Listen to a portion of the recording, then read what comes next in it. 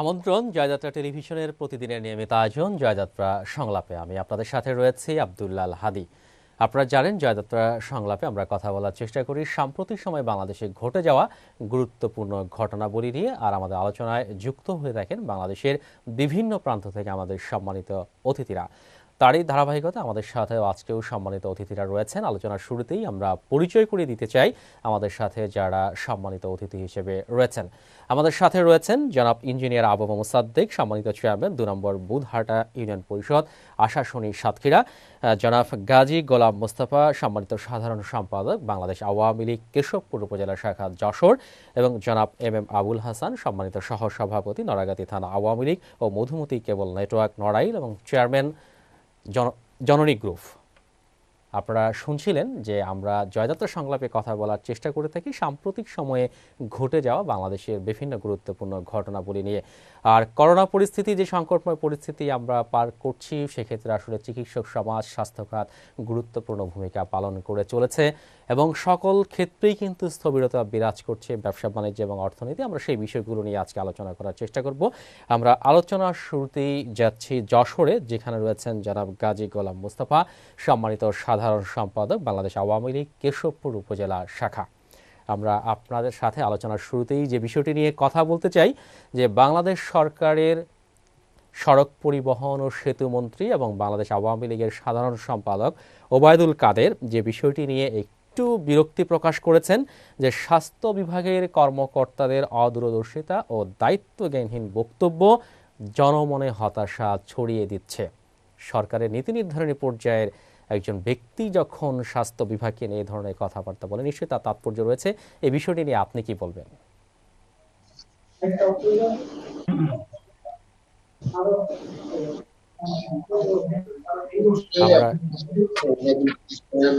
আমরা কথা বলার চেষ্টা করছি জনাব গাজী গোলাম মোস্তফা, সম্মানিত সাধারণ সম্পাদক কেশবপুর উপজেলা শাখা আওয়ামী লীগ যশোর।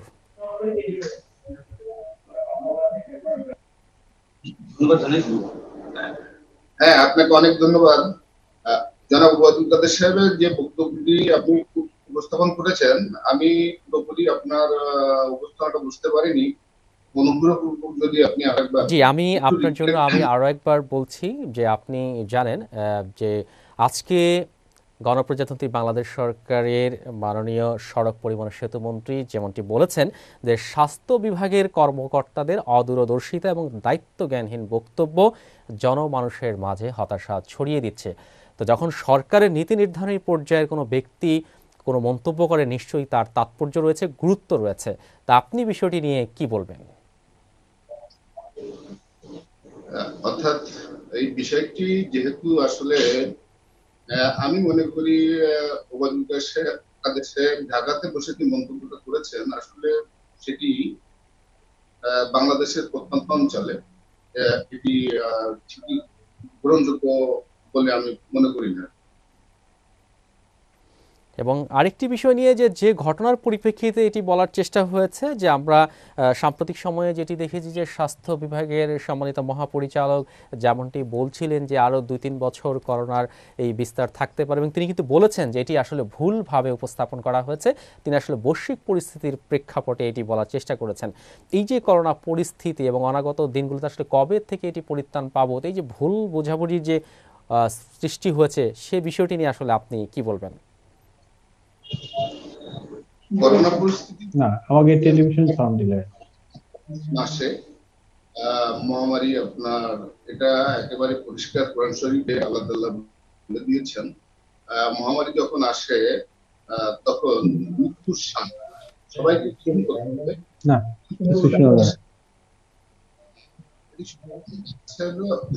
চেষ্টা করছেন, এবং আমরা যতটুকু পাচ্ছি আমরা সেই সাথে আমাদেরকে সহযোগিতা করার চেষ্টা করছি।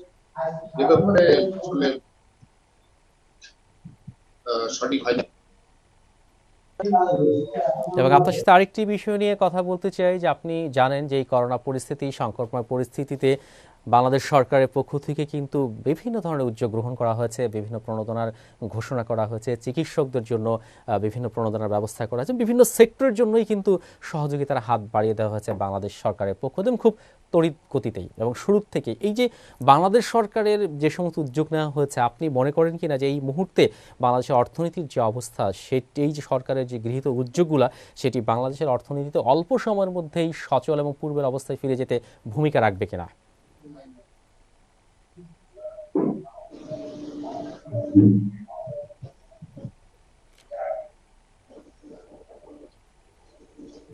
আমরা কথা বলার চেষ্টা করছি সম্মানিত সাধারণ সম্পাদক, কেশবপুর উপজেলা আওয়ামী লীগ।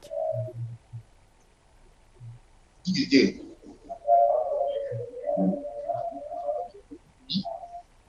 যে আপনার সাথে যেমনটি বলছিলাম যে বাংলাদেশ সরকারের পক্ষ থেকে যে সমস্ত উদ্যোগ গ্রহণ করা হয়েছে, যে সমস্ত প্রণোদনা ঘোষণা করা হয়েছে অর্থনীতিকে সচল রাখার জন্য, ব্যবসায়িক সেক্টরে, আপনার চিকিৎসা সেক্টরে এবং স্বাস্থ্য খাতের জন্য, তো সেগুলো বাংলাদেশের অর্থনীতিকে সচল রাখার জন্য এবং খুব অল্প সময়ের মধ্যে বাংলাদেশের অর্থনীতিটাকে স্বাভাবিক করার ক্ষেত্রে গুরুত্বপূর্ণ ভূমিকা রাখবে বলে আপনি মনে করেন কিনা?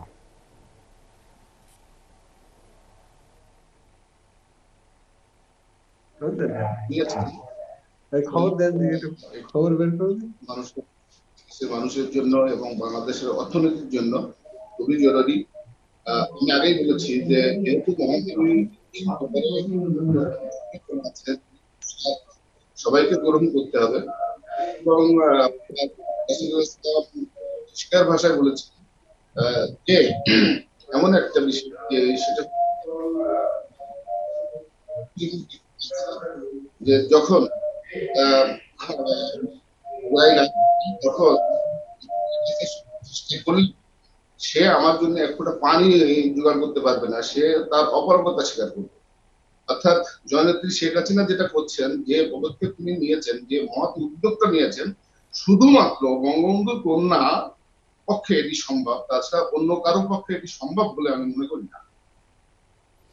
এবং যেটি আরেকটি বলা হয়েছে যে আপনি জানেন অতি সাম্প্রতিক সময়ে বাজেট ঘোষণা করা হয়েছে এবং সেখানে কিন্তু নতুন কর্মসংস্থানের উপর গুরুত্ব দেওয়া হয়েছে, পণ্য উৎপাদন এবং ব্যবস্থাপনার উপর গুরুত্ব দেওয়া হয়েছে। এই নতুন নতুন যে কর্মসংস্থান সৃষ্টির কথা বলা হয়েছে, গুরুত্ব দেওয়া হয়েছে, যেখানে অনেকেই কিন্তু বেকার হয়ে যাচ্ছে, তো সেটি নিঃসন্দেহে সমাজের জন্য, দেশের জন্য কতটুকু গুরুত্বপূর্ণ ভূমিকা পালন করবে বলে আপনি মনে করেন? হ্যাঁ, কর্মসংস্থানের দরকার। তার কারণ আজকে যে অবস্থা, তাতে আপনার পদ্মা সেতুর কাজ অনেকটা এগিয়ে গেছে এবং পদ্মা সেতুটা চালু হয়ে গেলে জননেত্রী শেখ হাসিনা যে ভিশন 2021 যেটা ঘোষণা করেছিলেন, আমার মনে হয় পদ্মা সেতুটা যদি আমরা আরো আগে আমাদের এখানে শেষ হতো, তাহলে আমরা খুব তাড়াতাড়ি আমাদের সেই 2000 মানে ভীষণ 41 এটা আমাদের প্রয়োজন হতো না, তার অনেক আগেই আমরা বাংলাদেশকে সিঙ্গাপুর হিসাবে দেখতে পেতাম। জি, সম্মানিত সাধারণ সম্পাদক, আপনার সাথে আরেকটি বিষয় নিয়ে কথা বলতে চাই যে আপনি জানেন যে করোনা পরিস্থিতিতে শুধু সরকারি হাসপাতালগুলোই নয়, বেসরকারি হাসপাতালগুলোকেও কিন্তু এগিয়ে আসার আহ্বান জানিয়েছেন বাংলাদেশ সরকারের পক্ষ থেকে। বিভিন্ন জায়গা থেকে কিন্তু আহ্বান জানানো হয়েছে এবং এখনো পর্যন্ত যেটি গণমাধ্যমে এসেছে যে অনেক বেসরকারি হাসপাতালেই কিন্তু করোনা রোগীদের চিকিৎসা দেওয়া হচ্ছে না, যেটি মাননীয় প্রধানমন্ত্রী কর্তৃকও কিন্তু আহ্বান জানানো হয়েছে যে সকল বেসরকারি হাসপাতাল যেন উদ্যোগ নেয় করোনা রোগীদের চিকিৎসা করার জন্য। এই যে এর পরেও অনেকেই সেই উদ্যোগটি নিচ্ছে না বা চিকিৎসা দেওয়ার ব্যবস্থা করছে না, এই বিষয়টি নিয়ে আসলে আপনি কি বলবেন বা তাদের বিরুদ্ধে কোনো ব্যবস্থা গ্রহণ করা উচিত কিনা? উচিত। আসলে বিষয়টা হচ্ছে, রাজধানীর বিষয়টা তো একরকম, আর আমরা যারা প্রত্যন্ত অঞ্চলে বাস করি, মফস্বল শহরে বাস করি, মফস্বল শহরের কিছু ক্লিনিক আছে, সেখানে করোনার কোনো চিকিৎসা পরিস্থিতির পরিবেশ সেখানে নাই। আসলে ক্লিনিক সেখানে করোনা মহামারী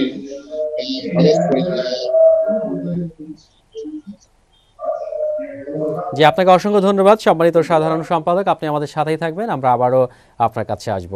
আমরা এই মুহূর্তে যাচ্ছি নড়াইলে, যেখানে রয়েছেন জনাব এম আবুল হাসান, সম্মানিত সহ সভাপতি নড়াগাতি থানা আওয়ামী লীগ ও মধুমতি কেবল নেটওয়ার্ক এবং সম্মানিত চেয়ারম্যান জননী গ্রুপ। আপনি আমাদের সাথে রয়েছেন, আপনি আমাদের আলোচনা শুনছিলেন। আমরা যেমনটি কথা বলার চেষ্টা করছিলাম সম্মানিত সাধারণ সম্পাদক কেশবপুর উপজেলা আওয়ামী লীগ, তার সাথে যে একটি গুরুত্বপূর্ণ বিষয় যে এই মুহূর্তে স্বাস্থ্য খাতের ভূমিকা গুরুত্বপূর্ণ, চিকিৎসা সমাজের ভূমিকা নিঃসন্দেহে অগ্রগণ্য, এবং সেখানেও কিন্তু এই যে বেসরকারি হাসপাতাল নিয়ে যেটি আলোচনা হচ্ছে যে এখনও অনেকেই চিকিৎসা দিচ্ছেন না বা রোগী ভর্তি করছেন না। আপনার নড়াইলের পরিস্থিতি নিয়ে আমাদেরকে যদি বলতেন, বা সেখানেও এই ধরনের কোনো অভিযোগ আছে কিনা।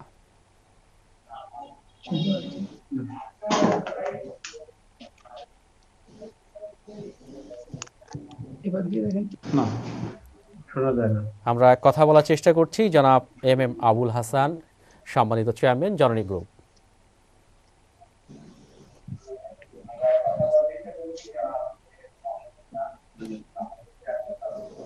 আমরা কথা বলার চেষ্টা করছি জনাব এম আবুল হাসান, সম্মানিত চেয়ারম্যান জননী গ্রুপ। আপনি নিশ্চয়ই শুনতে পাচ্ছেন।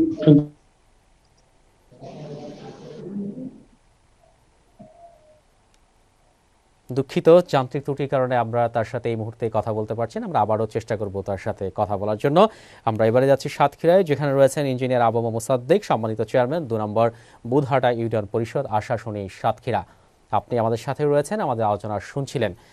আমরা আপনার কাছে যে বিষয়টি নিয়ে কথা বলতে চাই যে আপনার আশাশুনি সাতক্ষীরাতে বেসরকারি হাসপাতালের বিরুদ্ধে এই ধরনের কোনো অভিযোগ আছে কিনা, যেমনটি বলছিলাম সম্মানিত সাধারণ সম্পাদক কেশবপুর উপজেলা আওয়ামী লীগের সাথে। আসসালামু আলাইকুম। ওয়ালাইকুম আসসালাম। আপনি যে প্রশ্ন করলেন বেসরকারি প্রতিষ্ঠান করোনা চিকিৎসা করবে, সরকারি হাসপাতালের কাছে নিয়ে গেলে তাই দেখতে চায় না, রোগীকে সরায় দেয়। তা করোনা পরীক্ষা কোথায় করবে আমাদের এখানে? আমরা তো ওই ভয়তে আছি যে আমরা যারা গ্রামে অঞ্চলে আছি, আমরা কিভাবে এই থেকে পরিত্রাণ পাবো, বা আমার পজিটিভ কি নেগেটিভ সেটা জানারও আমার কোনো ব্যবস্থা এই এলাকায় নাই, বিশেষ করে আমার উপজেলায়। আর আপনি যে বললেন সেটা তো আলাদা প্রশ্ন, যে বেসরকারি তো কোনো হাসপাতালই আমার আশাশুনি উপজেলায় নাই। যা আছে তা তো নিম্নমানের, তাদের না আছে পিপি, না আছে কোনো ব্যবস্থা। আর এখন তো এই করোনা উপলক্ষে সব হসপিটালই প্রায় বন্ধ। আপনি যেমনটি বলছিলেন যে সরকারি হাসপাতাল থেকে অনেক সময় রোগী ফিরিয়ে দিচ্ছে, সেক্ষেত্রে আপনার বেসরকারি হাসপাতালে সেটি তো বলাই বাহুল্য।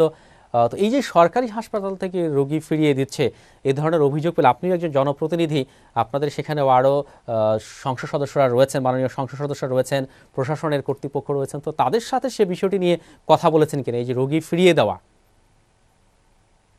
আসলে ডাক্তাররা তো নিজেরা ভয়তে আছে, যেটা তারা বলে যে আমাদের পিপি নাই, আচ্ছা, আমরা যে নিজেদের সেফটি আমরা নিজেরা দিতে পারতেছি না। তা আমরা কিভাবে এটা, এই ব্যাপারে ইউনো মহাশয়ের কথা হয়েছে, উনি ডাক্তারদেরকে বলছে যে আপনারা রুগী ফিরাবেন না। কিন্তু যদি ফিরাই তা কি করা যাবে বলেন? তাদের তো একটা জীবন। আমরা যা পেপারে দেখি, টিভিতে দেখি, প্রত্যেকদিন কোনো না কোনো যারা ফ্রন্ট লাইনার তারা মৃত্যুবরণ করতেছে, তাদেরকে হসপিটালে, তাদেরকে ডাক্তারদেরকে হেলিকপ্টারে করে ঢাকা নিয়ে যাওয়া হচ্ছে। কিন্তু আমাদের মতো সাধারণ মানুষদের তো এই অবস্থা নেই। আর এই গ্রাম অঞ্চলের যে ডাক্তাররা, তারা তো এমনি আসতে চায় না।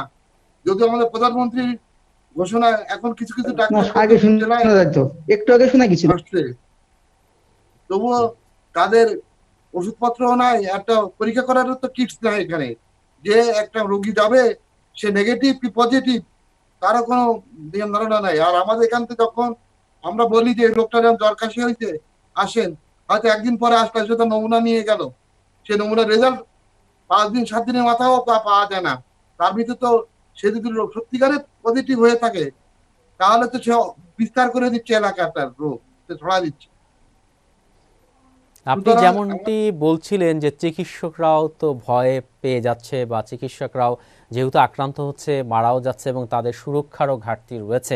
তো সে বিশেষ করে আপনার এলাকায় যেটি বললেন, তো সেক্ষেত্রে চিকিৎসকদের যথাযথ নিরাপত্তা এবং সুরক্ষা দেওয়ার জন্য আপনার ওখানে যারা প্রশাসন রয়েছেন, মাননীয় সংসদ সদস্যরা রয়েছেন, তারপরে স্বাস্থ্য অধিদপ্তর রয়েছে, জানেন কেন্দ্রীয়ভাবে, তো তাদের উদ্যোগে তাদের সুরক্ষার জন্য কোনো ব্যবস্থা গ্রহণ করা হয়েছে কিনা? আমার জানার মধ্যে কিছু নাই, এখানে ওইভাবে কোনো ব্যবস্থা নেওয়া হয়নি। আপনার শহর এলাকা কতটুকু করতে দেখেন, আমার গ্রাম তো উপজেলা পর্যায়ে আলাদা ভিন্ন চিত্র। আমার মনে হয় সব উপজেলা একই রকম চিত্র। আর আমার সংসদ সদস্য মনে হয় উনি খুব সময় বিদেশে আছেন, যতটুকু আমরা পেপারে দেখছি। আপনিও একজন জনপ্রতিনিধি, আপনি যখন দেখলেন যে এই যে এইগুলোর ঘাটতি রয়েছে, তো বিশেষ করে আপনার যে ইউনিয়নটি রয়েছে সেই ইউনিয়নের যারা স্বাস্থ্যকর্মী রয়েছে, এবং আপনি জানেন যে ইউনিয়ন পরিষদগুলোতে আপনার কমিউনিটি ক্লিনিক থাকে, সে তাদের যারা চিকিৎসা সেবা দিয়ে থাকে তাদের সুরক্ষার জন্য আপনি ব্যক্তিগতভাবে বা আপনার ইউনিয়ন পরিষদের পক্ষ থেকে কোনো উদ্যোগ নিয়েছেন কিনা? আমরা যারা মাঠ কর্মী আছে, যারা এই স্বাস্থ্যকর্মী, প্রথম বলি আমার যে ক্লিনিক গুলোর কথা আপনারা বলছেন, আসলে আমাদের যে ক্লিনিক গুলো আছে তাদের যে দুরবস্থা, সেটা যদি চোখে না দেখেন তা বুঝতে পারবেন না যে এই যে আমাদের প্রধানমন্ত্রীর যে একটা উদ্যোগ কিভাবে নষ্ট হয়ে যাচ্ছে, ধ্বংসের শেষ। দরজা নেই, জানলা নেই, ইট খসে পড়ছে। তারপরে আপনার হাঁটু পানি বর্ষা হলে সেখানে তাদেরই নিরাপত্তা নেই বিল্ডিং এ থাকা, বিল্ডিং এর এত জরাজীর্ণ অবস্থা। এবং আপনার সাথে আরেকটি বিষয় নিয়ে কথা বলতে চাই, যেমনটি বলেছেন বিএনপির সিনিয়র যুগ্ম মহাসচিব রুহুল কবির রিজভী অনেকটা অভিযোগের সুরেই বলেছেন যে দেশের চিকিৎসা ব্যবস্থা একেবারেই ভেঙে পড়েছে। বিষয়টি আসলে কতটা সত্যি বা কতটা যৌক্তিক বলে আপনি মনে করেন? আমাকে বলছেন, আসলে আমরা পেপার এবং আচ্ছা, আমি টিভিতে কি দেখি আবারই করব যেভাবে ভাইয়া? ঢাকা শহরে রুগী এই হসপিটাল থেকে ওই হসপিটাল দৌড়ে বেড়াচ্ছে, শেষ পর্যন্ত সেই রুগী থেকে মৃত্যুবরণ করতে হচ্ছে। আমরা আমাদের প্রধানমন্ত্রীর কথা তো কেউ গুরুত্ব দিচ্ছে না। এই শুনি যে বেসরকারি হসপিটালরা ওনারা করোনা চিকিৎসা করবেন, আবার টিভিতে পরবর্তী দেখি যে না, তারা কেউ চিকিৎসা নিচ্ছে না, তারা বলছে আমাদের কিটস নাই, আমাদের জনবল নাই। আজকে ঘটনা দেখেন, কালকে স্বাস্থ্য অধিদপ্তর থেকে যে ব্রিফিং দেওয়া হলো, আজকে আমাদের মাননীয় আমাদের যে সেক্রেটারি সাহেব আওয়ামী লীগের ওবায়দুল কাদের সাহেব সেতুমন্ত্রী, উনি বললেন যে কেউ যেন এরকম কথা না বলেন, একটা দায়িত্বশীল অবস্থা থেকে দায়িত্বশীল মতো কথা বলা উচিত। তাহলে কিভাবে আমরা বুঝবো যে সমন্বয়ের কিভাবে অভাব আমাদের দেশে বিরাজ করতেছে, স্বাস্থ্য ডিপার্টমেন্টের সাথে অন্যান্য ডিপার্টমেন্টে। বিভিন্ন জায়গায় লকডাউন দিয়ে কতটুকু সুফল হচ্ছে জানি না।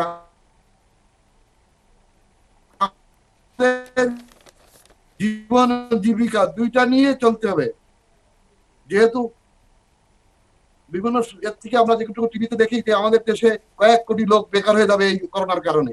সুতরাং সরকারকে তো এটাও চিন্তা করতে হবে যে এই বেকারত্ব কিভাবে উদ্ধার করা যায়। এবং আমরা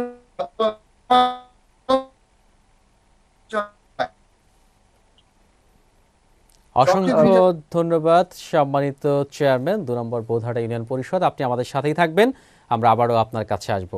আমরা আবারও যাচ্ছি নড়াইলে, যেখানে রয়েছেন জনাব এম আবুল হাসান, সম্মানিত শহর সভাপতি নড়াগাতি থানা আওয়ামী লীগ ও মধুমতি কেবল নেটওয়ার্ক, এবং সম্মানিত চেয়ারম্যান জননী গ্রুপ।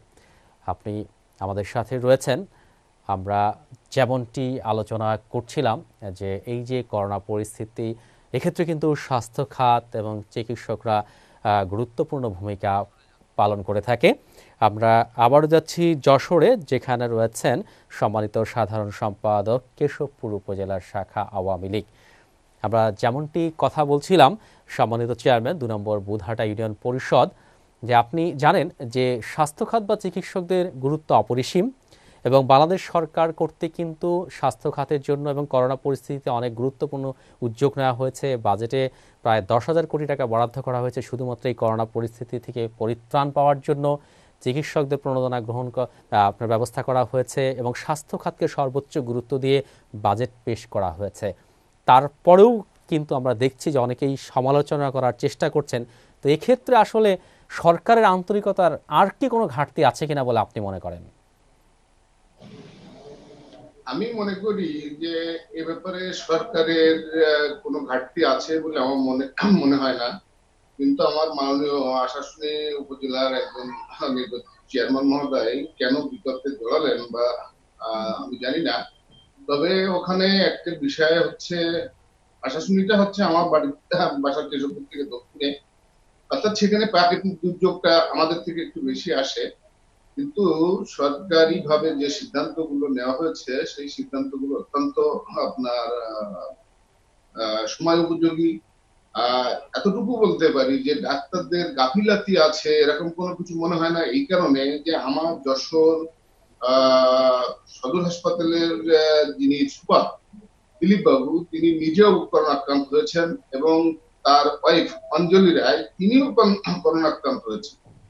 অর্থাৎ তারা যে করোনার কারণে যে সেবা দিচ্ছেন মানুষকে, সেবা দেওয়ার কারণে কিন্তু আক্রান্তটা হয়েছেন। এই কারণে আসলে একজন সরকারি কর্মচারী কর্মকর্তা তারা যে চেষ্টা করছেন, আমার কেশবপুরের কথা বলি, আমার কেশবপুরে একজন মহিলা, আমার এখানে ছিলেন একজন মহিলা, তারা সার্বক্ষণিক ভাবে যে চেষ্টাটা চালাচ্ছেন।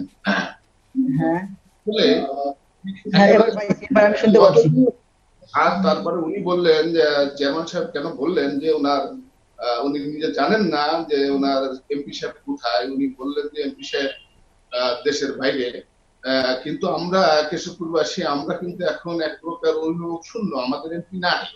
আমাদের এখানে নির্বাচন চলছিল, আর এই নির্বাচন চলাকালীন সময় নির্বাচনটি তার ভিতরে করোনা আসায় নির্বাচনটি স্থগিত রাখা হয়েছে।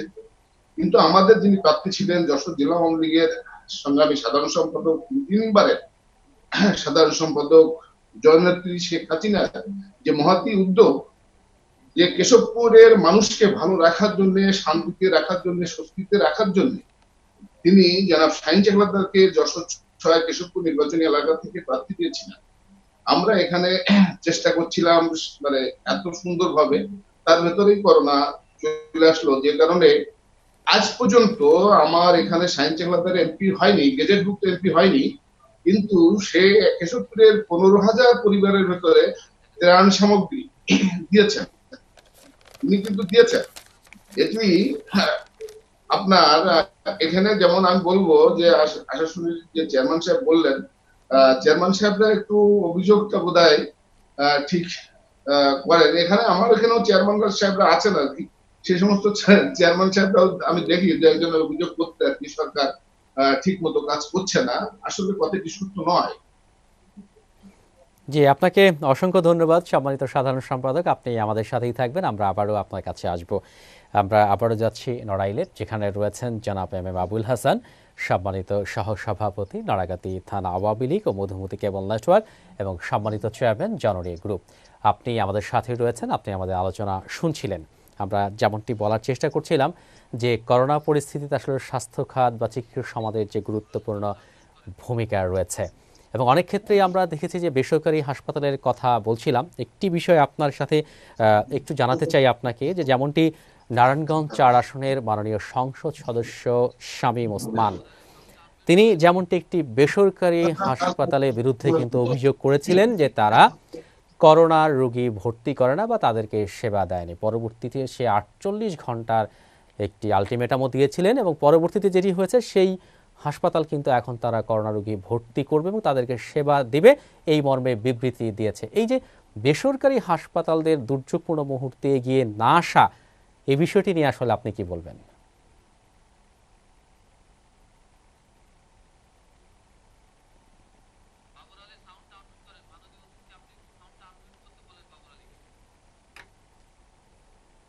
আমরা কথা বলার চেষ্টা শুনতে পাচ্ছি। জি, আমরা আপনাকে শুনতে পাচ্ছি, আপনি বলুন। জি, আমরা করোনা পরিস্থিতি শুরু হওয়ার থেকে আমরা বেসরকারি হাসপাতালের বিরুদ্ধে যে অভিযোগ মাননীয় সংসদ সদস্য জনাব শামীম ওসমান সাহেব করছেন, এটা আসলে ৯৯% হাসপাতালই এই ধরনের আচরণ করছে রোগীদের সঙ্গে। আমরা রাজনৈতিক সঙ্গে সম্পৃক্ত, আমরা সমাজ সেবার সঙ্গে সম্পৃক্ত, যে কারণে আমাদের সাধারণ মানুষের যে সমস্যা এটা আমাদের কাছে প্রতি মুহূর্তে আসে। আমরা সবসময় এই অভিযোগটাই পাচ্ছিলাম যে বেসরকারি হাসপাতালগুলো যখনই করোনার আক্রান্ত হচ্ছে বাংলাদেশ, তখন থেকে তারা রোগীদেরকে পরীক্ষা নিরীক্ষা ছাড়াই করোনা রোগী মনে করে অনেক যে সমস্ত সিমটম করোনার সাথে সম্পৃক্ত না এই সমস্ত রোগীদেরকে ভর্তি করে নাই। হ্যাঁ, যাই হোক, এই মুহূর্তে অবশ্য বাংলাদেশে অনেক বেসরকারি হাসপাতাল করোনা রোগীরও চিকিৎসা করছে এবং সাধারণ রোগীদেরকে ভর্তি করছে। প্রাথমিকভাবে এই অভিযোগটা সত্যতা ছিল, বর্তমান এটা আর নেই বলে চলে, কিছু কিছু হাসপাতালের ক্ষেত্রে হয়তো আছে। যে আপনি যেমনটি বলছিলেন যে আসলে এখন হয়তো অনেকে এগিয়ে আসছে, এটাই বাস্তবতা। হ্যাঁ, অনেকে এগিয়ে এসেছে, কিন্তু যেটি হয়েছে যে আপনার গণপ্রজাতন্ত্রী বাংলাদেশ সরকারের মাননীয় প্রধানমন্ত্রী কর্তৃক আহ্বান জানানোর পরেই অনেকেই কিন্তু আসছে। কিন্তু আপনি জানেন যে চিকিৎসা এটি একটি সেবা খাত, মানবিক খাত, এবং বাংলাদেশে যারা বেসরকারি হাসপাতালের মালিক রয়েছেন বা বেসরকারি হাসপাতাল রয়েছেন তাদের আসলে ব্যক্তিগত উদ্যোগেই বা শুধু মানবিক দৃষ্টিকোণ থেকেই শুরুর দিকেই আসলে এগিয়ে আসা উচিত ছিল কিনা বলে আপনি মনে করেন? আমি অবশ্যই মনে করি আমাদের যারা হাসপাতাল পরিচালনা করতেছেন বেসরকারি হাসপাতালগুলো, ওনাদের উচিত ছিল, যেহেতু এই সেবা খাতটা একটা মানবিক সেবা খাত, একটা ডাক্তার আহ সে মানুষ যখন বিপদে পড়ে তখনই তো ডাক্তারের কাছে যায়, সেই সময় ডাক্তাররা হাত গুটায় নিছিল, এটা আসলে দুর্ভাগ্যজনক। এবং মালিকরা দেরিতে হলেও তারা বুঝতে পেরেছে এবং মানুষের সেবায় এখন তারা ব্যক্তিগত উদ্যোগে নিয়ে এগিয়ে আসছে, মানুষের সেবা করছে। ইতিমধ্যে অনেক হয়তো ক্ষতিগ্রস্ত হয়েছে, অনেকগুলো প্রাণ আহ হারিয়ে গেছে এই ডাক্তারদের অবহেলার কারণে। আশা করি অদূর ভবিষ্যতে এটা আর হবে না। আর যার কারণে আমরা এই মুহূর্তে যেটা দেখছি, ডাক্তারদের যে মানবিক দিকগুলো তাদের ভিতরে এখন পুরো দমেই দেখা যাচ্ছে। আশা করছি যে আগামী দিনগুলোতে আমরা করোনাকে মোকাবেলা করতে পারবো ইনশাল্লাহ। জননেত্রী শেখ হাসিনার নির্দেশনা অনুযায়ী ডাক্তাররা নিয়মিত তাদের সেবা দিচ্ছেন এবং পাশাপাশি যারা সমাজে বিত্তবান লোক আছেন তারাও সকল প্রকার সহযোগিতা করছে করোনা রোগীদের। আমরা ইতিমধ্যে বাংলাদেশে কয়েকটা অঞ্চলে দেখছি যে সেখানকার জনপ্রতিনিধিরাও, শুধু ডাক্তার না, জনপ্রতিনিধিরাও যে ডাক্তারদের পাশাপাশি সমাজসেবামূলক কাজ তাদেরকে সহযোগিতা করছে। যে আপনি যেমনটি বলছিলেন যে এই যে ডাক্তারদের যে ভূমিকা বা বেসরকারি হাসপাতালের যে ভূমিকা, আপনি একজন রাজনীতিবিদ, পাশাপাশি আপনি একজন ব্যবসায়ী বটে। তো আপনি জানেন যে এই মুহূর্তে কিন্তু দেশের অর্থনীতি অনেকটাই স্থবির হয়ে পড়েছে, শুধু দেশ না, গোটা বিশ্বেরই একটা স্থবির অবস্থা সকল সেক্টরেই। এবং সেই ক্ষেত্রে মানুষের আয় রোজগারের পথও কিন্তু বন্ধ হয়ে যায় এবং অনেক বেসরকারি হাসপাতালে যে সমস্ত চিকিৎসকরা কর্মরত ছিলেন অনেকেরই কিন্তু চাকরিচ্যুত করা হয়েছে, যেটি গণমাধ্যমে বিভিন্ন সময়ে প্রকাশ পেয়েছে। তো এই যে আপনার বেসরকারি হাসপাতালে মালিকদের এই যে পদক্ষেপ, আসলে এটি কতটা গ্রহণযোগ্য বলে আপনি মনে করেন? সেটা গ্রহণযোগ্য না। তার কারণ আমরা তো অনেক কোম্পানিকে দেখছি যে কোম্পানিগুলো তারা এই যখনই করোনা হয়েছে তারা অগ্রিম বেতন দিয়ে দিছে তাদের কর্মচারীদের। তারা তো বলছে যে আমরা ব্যবসা করছি এতদিন, এই কর্মচারীদের দ্বারাই ব্যবসা করছি, এখন না হয় ব্যবসা হবে না। কিন্তু তাই বলে এরা কোথায় যাবে? যে সমস্ত হাসপাতাল কর্তৃপক্ষ এই ধরনের ঘটনা, কর্মচারীদের বেতন দেয়নি বা কর্মচারী চাকরিচ্যুত করছে, এদের আমি ব্যক্তিগতভাবে মনে করি যে এই সমস্ত হাসপাতালগুলোর বিরুদ্ধে স্বাস্থ্য মন্ত্রণালয় থেকে আইনগত ব্যবস্থা নেওয়া উচিত এবং ক্ষতিগ্রস্ত ডাক্তারদের কে যে কোনো উপায় তাদের বেতন পাওয়ার ব্যবস্থা করানো উচিত। যেমনটি বলছিলাম যে আপনি একজন রাজনীতিবিদের পাশাপাশি কিন্তু আপনি একজন ব্যবসায়ী। তো এই যে আপনি একজন ব্যবসায়ী, তো সেক্ষেত্রে আপনার যারা কর্মকর্তা কর্মচারী রয়েছেন এই সংকটময় পরিস্থিতিতে তাদের সুরক্ষার জন্য আপনার প্রতিষ্ঠানের পক্ষ থেকে আপনি কি কি উদ্যোগ গ্রহণ করেছেন? যে অ্যাকচুয়ালি আমরা বাংলাদেশে যে কটা সেবা খাত আছে তার ভিতর আমরা কিন্তু প্রথম শ্রেণীতে পড়ি, যদিও আমাদেরকে স্বীকৃতি দেওয়া হয়েছে পরে, কিন্তু আমরা যে সেবাটা দিচ্ছি আজকে করোনা পরিস্থিতি মানুষকে যখন লকডাউন করা হয়েছে, মানুষকে যখন ঘরে থাকার জন্য নির্দেশনা দেওয়া হয়েছে, এই ঘরে থাকার যে অবলম্বনটা সেটা কিন্তু আমাদের এই কেবল টিভি নেটওয়ার্ক এবং ব্রডব্যান্ড ইন্টারনেটের মাধ্যমে মানুষ থাকার জন্য সুযোগ সুবিধা পেয়েছে। তার কারণে বিনোদন ছাড়া মানুষ ঘরের ভিতরে থাকাটা তার জন্য কষ্টকর হতো। তা আমাদের যারা কর্মী ছিল এরা কিন্তু কোনো প্রকার সরকারি সহযোগিতা পায়নি।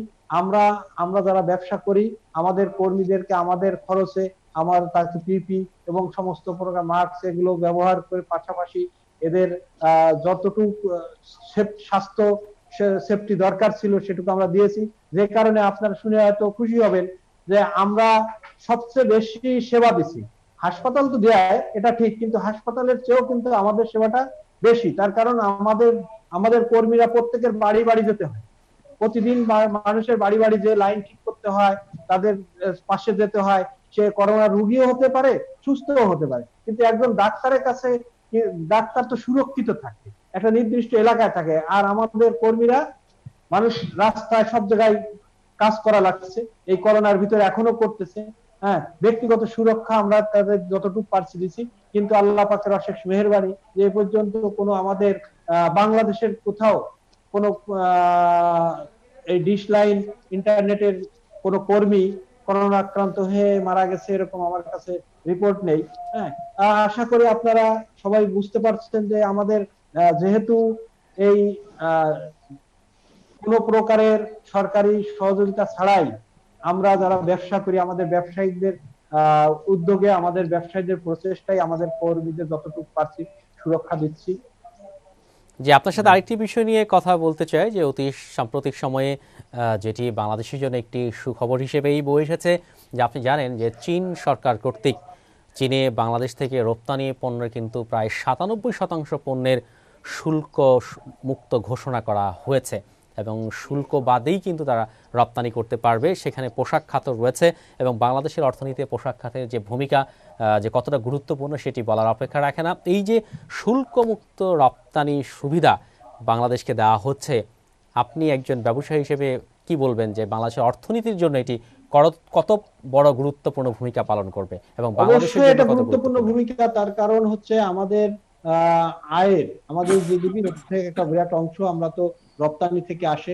এই রপ্তানি খাতে যদি আমরা এই শুল্ক মুক্ত সুবিধাটা পাই, এটা অবশ্যই আমাদের জন্য অত্যন্ত গুরুত্বপূর্ণ একটা ডিসিশন চীন সরকার নিয়েছেন। এজন্য আমরা তাদেরকে ধন্যবাদ, সাধুবাদ জানাবো। অবশ্যই আমরা এই সুযোগটা পুরোপুরি আমাদের ব্যবসায়ী মহল কাজে লাগাবে বলে আমি আশা করি। জি, আপনাকে অসংখ্য ধন্যবাদ সম্মানিত চেয়ারম্যান, জননী গ্রুপ। আপনি আমাদের সাথেই থাকবেন, আমরা আপনার সাথে আবারও কথা বলবো। আমরা আবারও যাচ্ছি যশোরে, যেখানে রয়েছেন সম্মানিত সাধারণ সম্পাদক, কেশবপুর উপজেলার শাখা আওয়ামী লীগ যশোর। আমরা যেমনটি কথা বলছিলাম সম্মানিত চেয়ারম্যান জননী গ্রুপের সাথে, যে এই যে বাংলাদেশের বন্ধু রাষ্ট্র চীন কিন্তু বরাবরই বাংলাদেশের পাশে রয়েছে, বিভিন্ন সময়ে বিনিয়োগ এবং বিভিন্ন সময়ে রপ্তানি সুবিধা দিয়েই কিন্তু বাংলাদেশের পাশে বন্ধু রাষ্ট্র হিসেবে দাঁড়িয়েছে। এবং সাম্প্রতিক সময়ে এই যে শুল্কমুক্ত পণ্য রপ্তানির সুবিধা যে ঘোষণা, একটি বন্ধু রাষ্ট্র হিসেবে আপনি আসলে এই বন্ধুত্বকে, চীনের এই বন্ধুত্বটাকে কিভাবে দেখবেন বা কিভাবে মূল্যায়ন করবেন?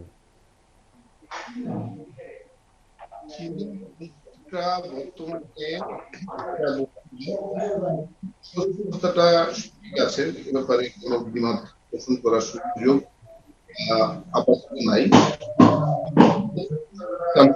প্রতিষ্ঠানলে আবার সেটা ভিন্ন দিকে যাবে, আমি সেদিকে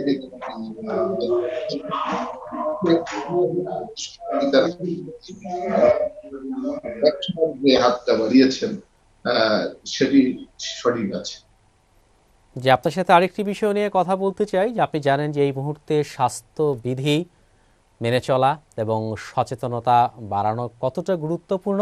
অনেক ক্ষেত্রেই কিন্তু এখনও লঙ্ঘিত হচ্ছে, অনেকেই সচেতন না, যদিও সরকার বলেন, জনপ্রতিনিধি বলেন, প্রশাসন বলেন, সকল ক্ষেত্র থেকে কিন্তু সচেতন করার জন্য বিভিন্ন উদ্যোগ গ্রহণ করা হচ্ছে। তারপরেও এই যে মানুষের মেনে না চলা, আসলে কেন এটি হচ্ছে, কেন এমনটি হচ্ছে, আপনি কি বলবেন? হ্যাঁ, এই বিষয়টা আমি আপনার সাথে সম্পূর্ণ একমত, যে মানুষ কেন স্বাস্থ্যবিধিটা, আসলে আমরা চেষ্টা করছি এখানে সরকারের পক্ষ থেকে, প্রশাসন চেষ্টা করছে, সেনাবাহিনী চেষ্টা করছে, সিভিল প্রশাসন চেষ্টা করছে, পুলিশ চেষ্টা করছে, আমরা নিজেরাও চেষ্টা করছি। এই স্বাস্থ্য সচেতনতার কারণে আমার কেশবপুরের কথা বলি, আমি যশোরের কথা বলি, আমার কেশবপুরের ছাত্রলীগের ছেলেরা কৃষকদের ধান পর্যন্ত কেটে দিয়েছে। যশোরে আমরা দেখেছি যে মহিলা আওয়ামী লীগের নেত্রীরা ধান পর্যন্ত কেটে দিয়েছে। অর্থাৎ কৃষকের পাশে সবসময় ছিল, যাতে মানুষ আপনার ঘর থেকে না বেরোয়। আমাদের যারা ইয়ং আছে, যারা যাদের বয়স, যাদের ভেতরে আপনার রোগ প্রতিরোধ ক্ষমতাটা বেশি আছে, তারা যে সহযোগিতার হাত বাড়িয়েছে, কৃষকদের পাশে দাঁড়িয়েছে, এসব ব্যাপারে আসলে আমি ও চেয়ারম্যান সাহেবদের সাথে কেন যে একমত হতে পারছি না, আমি ঠিক বুঝতে পারছি না যে তাদের অঞ্চলে আহ, যদিও আপনার এখন মিডিয়া গুলো, ইলেকট্রিক মিডিয়া বা প্রিন্ট মিডিয়া অনেকটা কমে এসছে, সে কারণে আমরা অনেক নজরে বাস করলেও সব এলাকার তথ্যগুলো হয়তো আমাদের কাছে আসে না। কিন্তু আমি এই বিষয়টা মানে বলবো যে স্বাস্থ্যবিধিটা সবাই মেনে চলুক। আর মেনে চলার জন্য আমাদেরকে যখন যেভাবে ব্যবহার করা হয়, বা আমরা যেহেতু আমি একটি দলের সাধারণ সম্পাদক হিসাবে একটানা 19 বছর দায়িত্ব পালন করছি, এবং জননেত্রী শেখ হাসিনার পর আস্থা রেখে বঙ্গবন্ধু আদর্শ বাস্তবায়নের জন্য বঙ্গবন্ধুর আদর্শের একজন কর্মী হিসাবে আমি চেষ্টা করছি, এবং আমরাও চেষ্টা করছি, সকলেই চেষ্টা করছি জননেত্রী শেখ হাসিনার নির্দেশে। কিন্তু কিছু মানুষ আছে যারা শুধু সমালোচনা নিয়ে ব্যস্ত থাকে, এবং কিছু মানুষ আছে যারা তাদের ভেতরে সচেতনতা বৃদ্ধি করাটা খুব কঠিন হয়ে যাচ্ছে। জি, আপনাকে আরেকটি বিষয় সর্বশেষ, যে আপনি কেশবপুর উপজেলা শাখা আওয়ামী লীগের সম্মানিত সাধারণ সম্পাদক। আপনার উপজেলার জনসাধারণের উদ্দেশ্যে, নিম্ন আয়ের অসহায় মানুষ এবং যারা বিভিন্ন সেক্টরে কর্মরত রয়েছে, এই করোনাকালীন মুহূর্তে মানুষের পাশে এসে দাঁড়িয়েছে, তাদের উদ্দেশ্যে কিছু বলার থাকলে আপনি বলতে পারেন। হ্যাঁ, সেটা তো বলার অবশ্যই আছে, তার কারণ কেশবপুরে এমন একটি এলাকা, আমরা আগেই বলেছি যে আমরা কেশবপুরে আমাদের এমপি মাননীয় জনপ্রশাসন প্রতিমন্ত্রী ছিলেন আগে সাদেক, তার মৃত্যুর পরে জননেত্রী শেখ হাসিনার কাছে যখন কেশবপুরের মানুষ কেশবপুরের দুঃখ দুর্দশা বা মানে আপনার কি বলবো আর কি, তাদের হাজারি কথা বলেছে আর কি, তখন জননেত্রী শেখ হাসিনা যে মহৎ উদ্যোগ নিয়ে শাহিন চেকমাতারকে কেশবপুরে পাঠিয়েছেন, সেই শাহিন চেকমাতারের নির্দেশে আমরা এখানে যারা কেশবপুরে আওয়ামী লীগের মানে কর্মী, আমি সাধারণ সম্পাদক হিসেবে পরিচয় দিতে চাই না, আমি বঙ্গবন্ধুর আদর্শের একজন সৈনিক, একজন কর্মী মাত্র। সেই কর্মী হিসাবে আমি চাইবো কেশবপুরে যারা এখনো পর্যন্ত বাইরে আছেন, তারা যেখানে যে অবস্থা আছেন সেখানে থাক।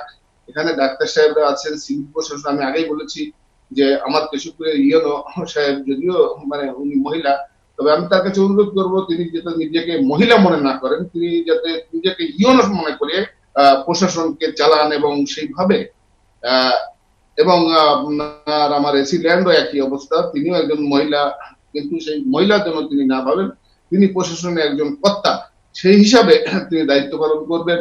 এবং কেশবপুর বাসীর এখানে আমার জানা মতে, আমার ধারণা মতে, আমি কিন্তু বললাম যে শাহিন চেকলাদার ব্যক্তিগত অর্থায়নে এই পর্যন্ত 15,000 পরিবারের ভেতরে চাল, ডাল, আলু, পেঁয়াজ, তেল, মাস্ক, হ্যান্ড স্যানিটেশন, সিমাই, চিনি ঈদের আগে এগুলো করছে। জি, সে আপনাকে কারণে অসংখ্য ধন্যবাদ, সম্মানিত সাধারণ সম্পাদক কেশবপুর উপজেলা আওয়ামী লীগ। আপনারা অনেক সুন্দর সুন্দর উদ্যোগ গ্রহণ করেছেন, এবং আমরা আশা রাখি ভবিষ্যতের দিনগুলোতে আপনাদের উদ্যোগ অব্যাহত থাকবে। আমরা আবারও যাচ্ছি সাতক্ষীরাতে, যেখানে রয়েছেন সম্মানিত চেয়ারম্যান 2 নম্বর বুধহাটা ইউনিয়ন পরিষদ। যেমনটি বলছিলেন সম্মানিত সাধারণ সম্পাদক কেশবপুর উপজেলা শাখা আওয়ামী লীগ, যে বিভিন্ন উদ্যোগ গ্রহণ করার পরেও কিন্তু অনেকেই সমালোচনার খাতিরেই শুধু সমালোচনা করার চেষ্টা করছেন, এবং সরকার, জনপ্রতিনিধি, প্রশাসনের পাশাপাশি আমরা যারা জনসাধারণ রয়েছি তাদেরও কিন্তু দায়িত্ব রয়েছে। আমরা আসলে আমাদের জায়গা থেকে সেই দায়িত্বটাকে সঠিকভাবে পালন করছি কিনা বলে আপনি কি মনে করেন? আসলে উনি যথাযথ বলেছেন, আমরা আমাদের দায়িত্ব থেকে আমরা পিছিয়ে গেছি। কারণ একটা মানুষকে কতবার বোঝানো যাবে? একটা ডাক্তার যেখানে সে জানে যে আমি পজিটিভ, রুগীর কাছেই যাচ্ছি, তারপরেও তারা আক্রান্ত হচ্ছে। এর থেকে মানুষের বোঝা উচিত যে আমরা কেন সামাজিক দূরত্ব বজায় রাখবো না, কেন মাস্ক ব্যবহার করবো না। প্রশাসন তো চেষ্টা করছে তাদের মতো, আমরাও চেষ্টা করছি আমাদের মতো।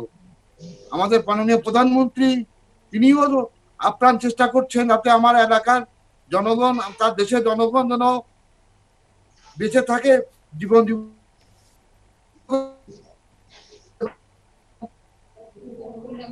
থাকতে পারে, যত সংখ্যক লোক মৃত্যুবরণ কম করে, সেটাই তার উদ্দেশ্য। এই জন্য মাননীয় প্রধানমন্ত্রীকে আমরা ধন্যবাদ জানাই। আর আমার আশাশুনি উপজেলা তো আমফানে বিধ্বস্ত। আমার ইউনিয়ন 3-4টি ইউনিয়ন এখনো পানির তলায়, সেটা আপনারা নিশ্চয় জানেন, শুনছেন টিভিতে, বিভিন্ন জায়গায় আপনাদের মিডিয়ার মাধ্যমে সব জায়গায় প্রচারিত হচ্ছে। আর আপনাদের মিডিয়া একটা বড় ভূমিকা রাখছে এই ব্যাপারে, তারপরেও মানুষ কিন্তু সচেতন না। জি, সম্মানিত চেয়ারম্যান, আপনি একজন জনপ্রতিনিধি, আপনি আপনার ইউনিয়ন পরিষদের জনসাধারণের জন্য এই দুর্যোগপূর্ণ মুহূর্তে কি কি উদ্যোগ গ্রহণ করেছেন? যেরকম জনগণকে মাস্ক বিতরণ করছি, হাত ধোয়ানোর জন্য সাবান ব্যবহার করে কিভাবে করতে হবে এই জন্য তার প্রত্যেক এলাকায় যে প্রত্যেক বাজারে যে বলা উদ্বুদ্ধ করা হয়েছে। আমার মেম্বারদেরকে, আমার গ্রাম পুলিশ যারা আছে তাদেরকেও আমরা উদ্বুদ্ধ করছি, এবং মাইকিং করার জন্য প্রত্যেকদিন তারা বিকালবেলা যে মাইকিং করে প্রত্যেক জায়গায় যে আপনারা ঘরে থাকুন, নিজেকে সেভ করুন, দেশকে সেভ রাখুন, পরিবারকে সেভ রাখুন। এবং আমাদের সুরক্ষার একটাই পথ যে আমার মাস্ক ব্যবহার করা এবং সোশ্যাল ডিস্টেন্স মেনে চলা, সামাজিক দূরত্ব মেনে চলা। তার মানে বডি টু বডি, অনেকে সামাজিক দূরত্ব কি তা বোঝে না, কিন্তু বোঝাটা হচ্ছে এই যে একজনের থেকে আরেকজনের দূরত্ব সবসময় 3 ফিটের উপরে থাকা উচিত, তাহলে যদি আমরা বাঁচতে পারি। যে আপনি আপনার ইউনিয়ন পরিষদের জনসাধারণের উদ্দেশ্যে কিছু বলার থাকলে বলতে পারেন। রুগী জেনেও জনসাধারণের উদ্দেশ্যে একটুকু বলবো যে আপনারা ঘরে থাকুন, প্রয়োজনের অতিরিক্ত বাইরে বেরোবেন না, প্রয়োজন ছাড়া একান্ত বাইরে বেরোবেন না। আর বাইরে বেরোলে অন্তত মাস্ক ব্যবহার করবেন, বাইরে থেকে এসে হাত ধোবেন, এবং যে কাপড়টা আপনি পরে আছেন ওটাকে ধোয়ার ব্যবস্থা করবেন, ওইটাকে পুনরায় ঘরের ভিতরে ব্যবহার করবেন না। এবং আপনি যদি সন্দেহ হয় যে আপনি আর অসুস্থ, আপনি ডাক্তারের পরামর্শ নেন এবং আমাদেরকে জানান, যদি আপনার অসুবিধা হয় আমরা ব্যবস্থা করে দেবো। জি, আপনাকে অসংখ্য ধন্যবাদ সম্মানিত চেয়ারম্যান, এবং আপনার যে উদ্যোগ যেগুলো নিয়েছেন এবং ভবিষ্যতের জন্য আপনার এই উদ্যোগগুলো অব্যাহত থাকবে বলে আমরা আশাবাদী। আমরা এবারে যাচ্ছি নড়াইলে, যেখানে রয়েছেন জননী গ্রুপের সম্মানিত চেয়ারম্যান এবং সহ সভাপতি নড়াগাতি থানা আওয়ামী লীগ। আমরা আলোচনার এরপর যে আপনার সাথে যে বিষয়টি নিয়ে কথা বলতে চাই, যে আপনি একাধারে ব্যবসায়ী এবং রাজনীতিবিদ, শিষ্টাচার বলে একটি কথা রয়েছে যেটি সকল ক্ষেত্রেই প্রযোজ্য, এবং রাজনীতিতে শিষ্টাচার যে কতটা গুরুত্বপূর্ণ সেটি বলাই বাহুল্য, এবং যেটির উজ্জ্বল দৃষ্টান্ত স্থাপন করলেন অতি সাম্প্রতিক সময়ে সিলেট সিটি কর্পোরেশনের সম্মানিত মেয়র, যিনি বর্তমান মেয়র হিসেবে রয়েছেন। আপনারা জানেন যে আমরা খুব সাম্প্রতিক সময়ে সিলেটের প্রথম নির্বাচিত মেয়র যিনি ছিলেন বদরুদ্দিন আহমদ কামরান, আমরা তাকে হারিয়েছি।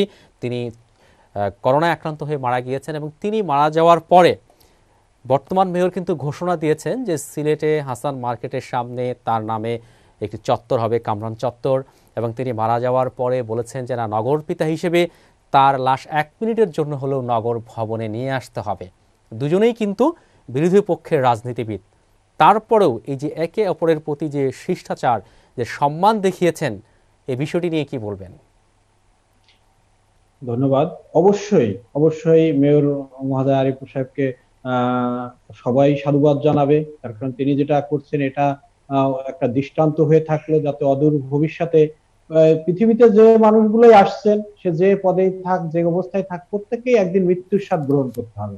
তাই যিনি বর্তমান মেয়র আছেন ওনাকেও মরতে হবে, যিনি মারা গেছেন কামরান সাহেব, তার রুহের মাগফিরাত কামনা করি।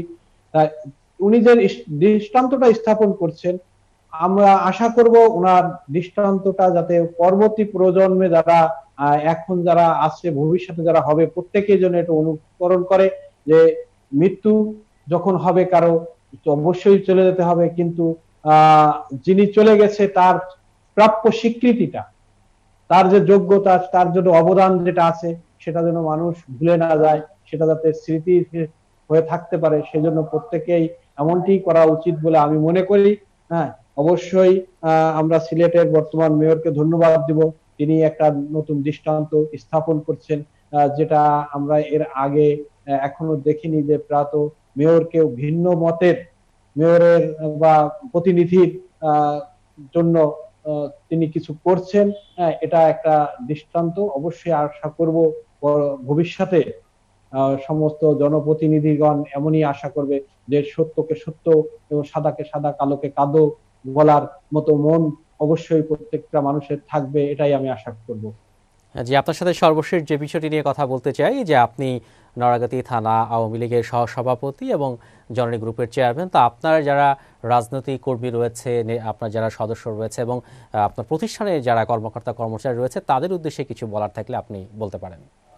আমি আমার সহযোদ্ধা বাংলাদেশ আওয়ামী লীগ এর সকল নড়াগাত থানার শাখার সর্বস্তরের নেতা কর্মীদের উদ্দেশ্যে একটাই কথাই বলবো, মানবতার হিউম্যান রাইটস এর যে কথাটা আমরা বলি যে অবশ্যই আমাদের সব সময়ের জন্য মানবতা জিনিসটা মেনে চলতে হবে।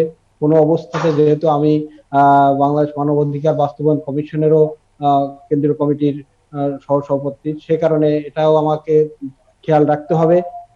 আমি নড়াগাতি থানা আওয়ামী লীগের সমস্ত নেতা কর্মীরা অবশ্যই পরমত সহিষ্ণু। আপনারা হয়তো শুনে খুশি হবেন যে বর্তমান আমাদের অঞ্চলে কোনো রাজনৈতিক প্রতিহিংসা হচ্ছে না। ব্যক্তিগতভাবে মারামারি এটা আছে, থাকবে, কিন্তু ভিন্ন মতের লোকগুলো তারপরে নির্যাতন নিপীড়ন এরকম কোনো ঘটনা ঘটতেছে না, আর ঘটবেও না ইনশাল্লাহ। আর পাশাপাশি এই করোনার ব্যাপারে জননেত্রী শেখ হাসিনার যে নির্দেশ, এটা আমরা অক্ষরে অক্ষরে পালন করার চেষ্টা করছি ইনশাল্লাহ। দৃষ্টান্ত হিসেবে আমাদের বর্তমান বারবার নির্বাচিত সংসদ সদস্য জনাব বি এম কবিরুল হক মুফতি সাহেব ওনার ব্যক্তিগত উদ্যোগে ব্যাপক হারে ত্রাণ বিতরণ করছেন। সরকারি যে ত্রাণ আসছে, এই ত্রাণও সুষ্ঠুভাবে বন্টন হয়েছে।